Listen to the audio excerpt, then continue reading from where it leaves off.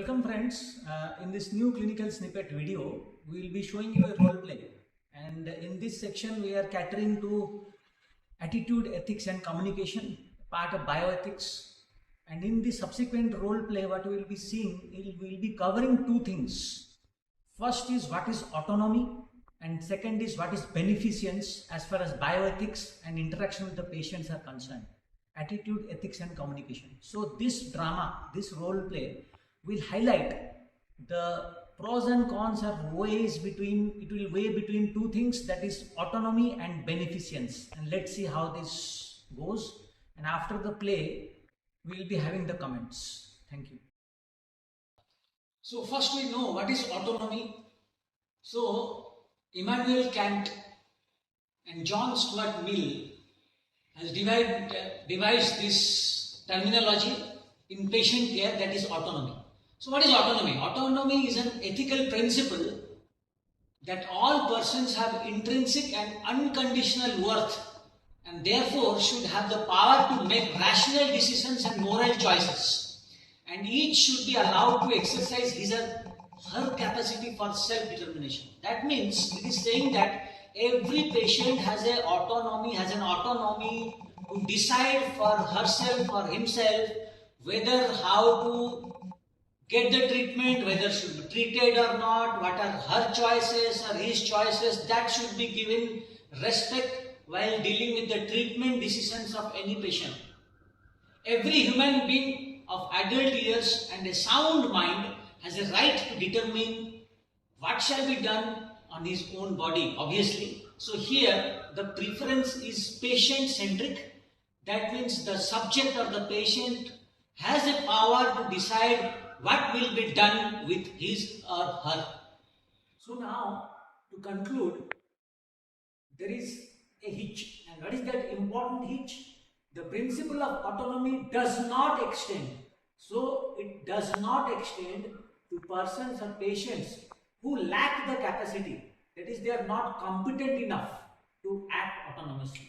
Obviously, examples include infants and children. Obviously, they are not competent enough to comment about the treatment and to undergo whether a particular treatment is beneficial or not. They don't understand anything.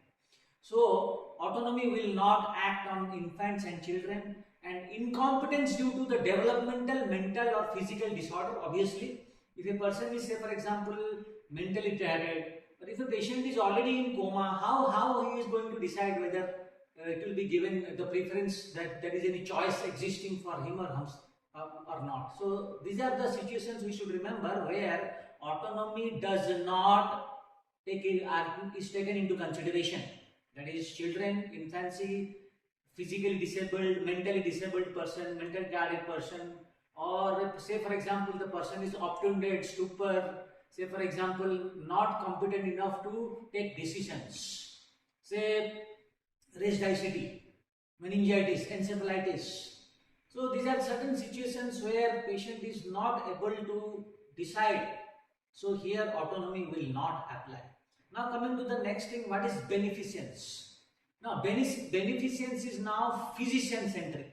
So what is it? It is the principle of beneficence is the obligation of physician to act for the benefit of the patient and supports a number of moral rules to protect and defend the right of others, prevent harm, remove conditions that will cause harm to the patient, help persons with disabilities and rescue persons in danger. So these are the moral conducts. Apart from giving a right treatment, all other things, that is called beneficence. That means the physician, the treating physician has the right to treat, to do good to the patient. The principle calls for not just avoiding harm, but also to benefit patients and to promote their welfare. While physician's beneficence conforms to moral rules and is altruistic, it is also true that in many instances it can be considered a payback for the debt to the society for education, ranks and privileges, and to the patients themselves. That is, for example, we are physicians. In certain countries, to be a physician, apart from your own efforts, the government pays for your education. So you have a moral obligation to return back to the society. You are dealing with patients, and obviously your beneficence for the patient apart from the moral conduct, you can utilize patients in a rational, moral way. You can utilize them into researches so that new drugs are developed, new researches are conducted, new frontiers in the medicine and discoveries will occur. Obviously, this does not occur without patients. So these are the moral application as far as beneficence is concerned. So the next drama what we are going to see is a combat between autonomy and beneficence, and at last we will comment which took the upper hand. It was autonomy or it was beneficence.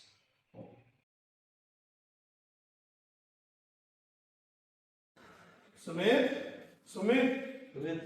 अरे देखना चाहिए ये सुमित को ना 2 दिन से इतना ज्यादा बुखार आ रहा है और बिल्कुल कह रहा था सर कब बिल्कुल दर्द हो रहा है बहुत ज्यादा। ये कब से हुआ सुमित?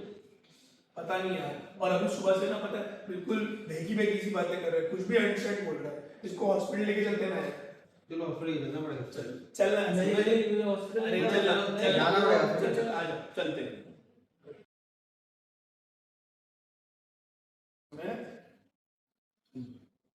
क्या हुआ इनको?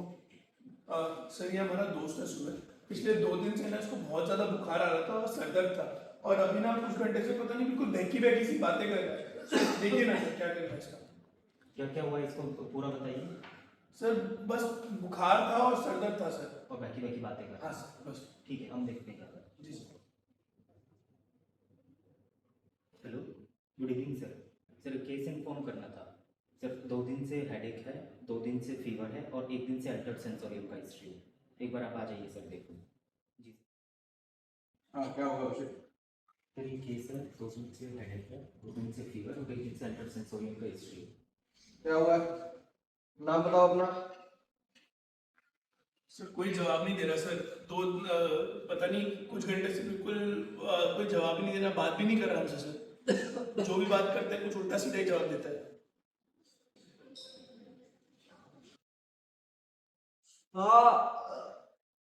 अभिषेक इसको 2 दिन से फीवर है, इसका नेक रिजिडिटी प्रेजेंट है, इसका कर्निक्स भी पॉजिटिव है, इसको मेनिंजाइटिस हो सकता है। जल्दी से इसका एमआरआई कराओ और इसको एक लंबर पंचर कराओ और रिपोर्ट में जल्दी से जल्दी चाहिए। पेशेंट के एमआरआई और लंबर पंचर की रिपोर्ट्स। अभिषेक इसके एमआरआई में मेनिंजाइटिस आई है और इसके लंबर पंचर में ग्लूकोज कम है, इसको बैक्टीरियल मेनिंजाइटिस है, इसको जल्दी से जल्दी भर्ती करो और इसको एमआईसीयू में भर्ती करो। ये सर। नहीं मुझे सर क्या है सर? मेरी बात सुनो। इसके जो मेंदू है, मेंदू के पानी में इन्फेक्शन है, इन्फेक्शन बहुत खतरनाक है, इससे कारण इसकी जान भी जा सकती है। इसको अर्जेंट हो जाएगा ना सर? इसको पहले अर्जेंट में भर्ती करना पड़ेगा, दवाई देनी पड़ेगी, उसके बाद करना पड़ेगा। देखो भर्ती नहीं होना सर। भर्ती सर हम लोग तो स्टूडेंट्स हैं सर, यहाँ पढ़ते हैं, भर्ती कैसे करेंगे सर? नहीं इसके घर वालों से बात करो, इसको भर्ती करना ही पड़ेगा जो मर्जी हो जाए। अंकल ये डॉक्टर साहब आपसे एक बार बात करना चाहते थे। हाँ कराओ ना बेटा। सर सुमित के फादर से। हेलो हाँ सर बोलिए। मैं डॉक्टर संजय बोल रहा हूँ, मेडिसिन प्रोफेसर। आपका बेटा जो है सुमित वो हमारे पास 2 दिन के फीवर से हिस्ट्री से आया है। इसके जो ब्रेन है, ब्रेन का जो पानी है उसमें इन्फेक्शन आया है। क्या? जिसको हम बैक्टीरियल मेनिंजाइटिस कहते हैं। अच्छा। बहुत ही खतरनाक कंडीशन है, इसको अर्जेंट में भर्ती करके आप करिए ना भर्ती उसको, करिए भर्ती देने पड़ेंगे। हाँ ये भर्ती होना नहीं चाहता है। अरे आप उसको जबरदस्ती करिए भर्ती उसको। ठीक है करिए जबरदस्ती भर्ती। यहाँ पे आ जाए। हाँ मैं आ रहा हूँ। So we all have seen the drama, the role play, and the final comments of this role play. You must have already known at the end of the role play. So in this scenario, which should overpower autonomy or beneficence? So answer is obviously it is the beneficence. Why? You can see that the patient was having meningitis, altered mental status, irritability. Meningitis is a life-threatening condition, and the patient was continuously refusing the treatment after the established diagnosis. So here, there is no autonomy as far as the patient is concerned, because here we are dealing with a life-threatening medical emergency. If the treatment is not given, the patient will die. And secondly, in this situation also might be the patient was having raised intracranial pressure, and in that kind of a situation the patient is incapable of giving a advice or giving certain preferences of his own to undergo treatment or not. So here obviously it will be the beneficence part. Physician has to treat it, even the patient is saying no. So let me read the comments for the final.